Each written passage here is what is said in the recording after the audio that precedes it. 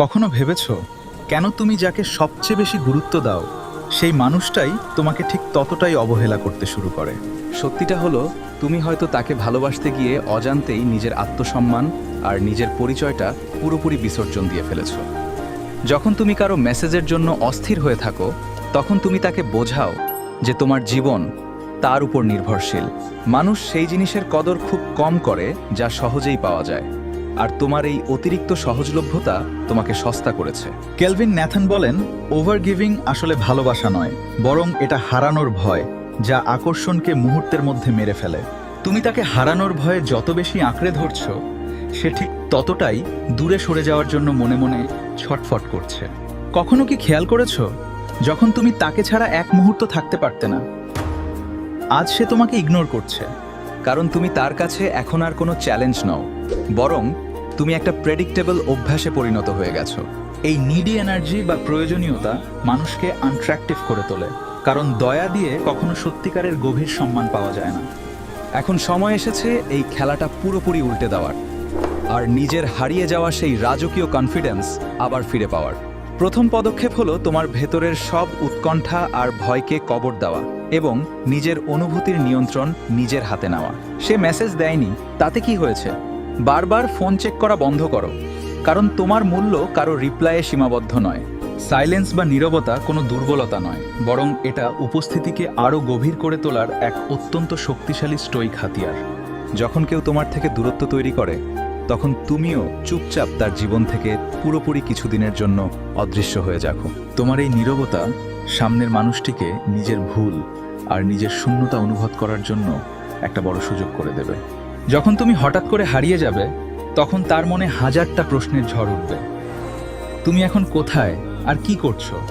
একেই বলে the principal of অবসেন্স বা অনুপস্থিতির তত্ত্ব, যা মানুষের মনে হারানো জিনিসের প্রতি তীব্র আকর্ষণ বাড়ায়।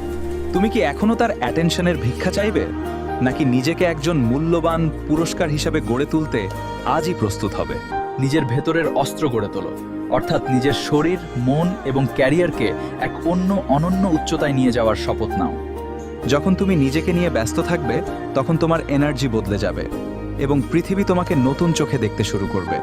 স্টোইক ফিলসফি বলে, বাইরের পরিস্থিতি নিয়ন্ত্রণ করা সম্ভব নয়, কিন্তু নিজের প্রতিক্রিয়া নিয়ন্ত্রণ করা তোমার নিজের হাতের ক্ষমতা। রহস্যের শক্তি ব্যবহার করো এবং তোমার প্রতিটা আবেগ বা প্রতিটা পদক্ষেপ সবার সামনে খোলা বইয়ের মতো মেলে ধরো। যা পুরোপুরি বোঝা যায় না, মানুষ সেই অজানার প্রতি বেশি কৌতূহলী হয়। তাই নিজেকে একটু রহস্যময় করে তোলো। একটি ইমোশনাল শিল্ড বা আবেগের ঢাল তৈরি করো, যেন কারো উদাসীনতা তোমার মানসিক শান্তিকে এক মুহূর্ত নষ্ট না করে।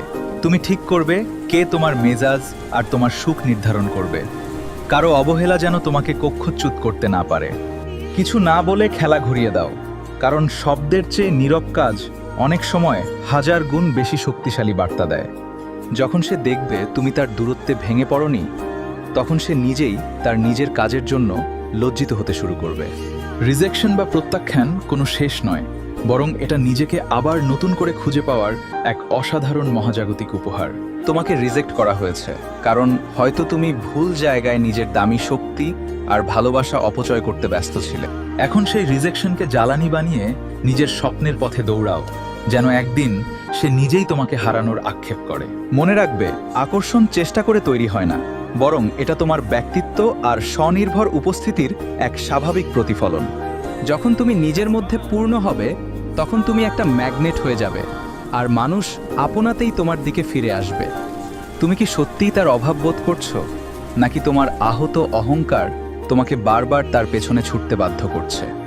নিজেকে এতটা দিয়ে ফেলো না যে আয়নার সামনে দাঁড়ালে নিজের চেনা চেহারাটাকেই তুমি আর খুঁজে না পাও। রিলেশনশিপে বাউন্ডারি থাকা খুব জরুরি, কারণ বাউন্ডারি ছাড়া ভালোবাসা খুব দ্রুত তার নিজের সম্মান আর আকর্ষণ হারিয়ে ফেলে।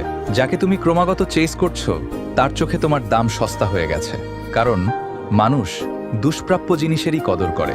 সিলেক্টিভলি অ্যাভেলেবল হও, অর্থাৎ যারা তোমার সময়ের যোগ্য, শুধুমাত্র তাদের জন্যই নিজের মূল্যবান এনার্জি আর সময় খরচ করো।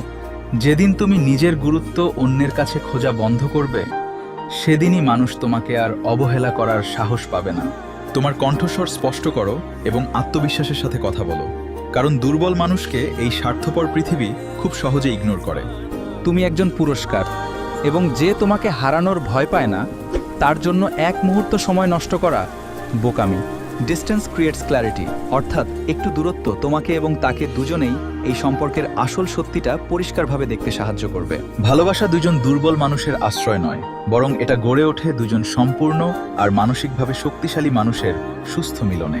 যদি কেউ তোমাকে ছাড়া ভালো থাকতে পারে, তবে তুমি কেন নিজেকে তিলে তিলে শেষ করছো তার ফেরার আশায়? নিজের ডিগনিটি বা মর্যাদা রক্ষা করো, কারণ একবার সম্মান হারিয়ে ফেললে ভালোবাসা ফিরে এলেও সুখ কখনো ফিরে আসে না। ডিট্যাচমেন্ট মানে অনুভূতিহীন হওয়া নয়, বরং এটা হলো নিজের হ্যাপিনেস মিটার অন্য কারো হাতে তুলে না দেওয়ার শক্তি।